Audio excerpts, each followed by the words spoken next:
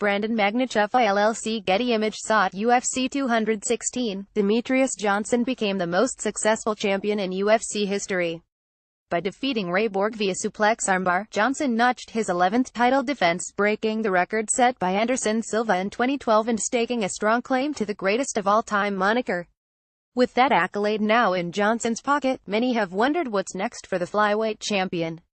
Speaking with MMAfighting.com's Ariel Helwani on Monday's edition of the MMA Hour, Johnson discussed what lies ahead as well as his intent to stay at 125 pounds for the foreseeable future, much to the chagrin of those who want to see him challenge heavier fighters. It was the easiest weight cut I ever had at UFC 216. I woke up this morning at 138 pounds and I had a delicious chocolate stout. I had a bowl of cereal after, he said. MMAfighting.com's Sean Al-Shati for the transcription. And as for any move to the bantamweight division, I'm just a small guy. I saw my boy, UFC bantamweight funk master Aljamain Sterling, he said. Man, I just broke 160 pounds. And to me, I'm like, Jesus, you are a big dude, my friend. Warning, NSFW language in video. Despite the fact that Johnson has set the standard for MMA excellence for a few years now, the question of how he would do against an elite bantamweight has been asked frequently over recent months.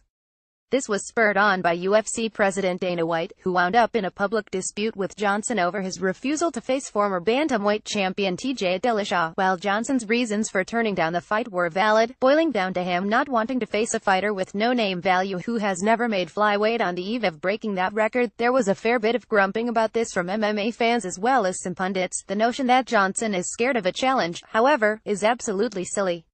On top of the fact that he has faced a number of dangerous fighters at 125 pounds, including people who have nearly beaten him in the past, he's down to fight any of the men who have called him out.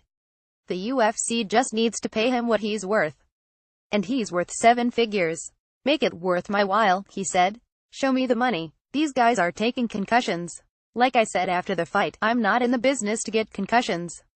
I do not like getting hit. I can take a hit, but I don't want to damage my brain if I don't have to. So I don't see why I would leave when I just cemented this legacy. Why not set it to 15 title defenses? Champ Cody Garbrandt left and former champ TJ Dillashaw have both called out Johnson. MagnusZuffa LLCGetty ImagesAt. Though the record is Johnson's now, the toughest fights of his career may be just over the horizon, with an improved Henry Cejudo and hot prospect Sergio Pettis lined up to challenge him for the title.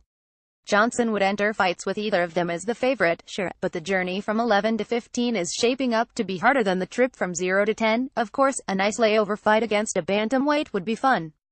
But make no mistake, he'd be doing the UFC and his opponent a favor by taking that fight.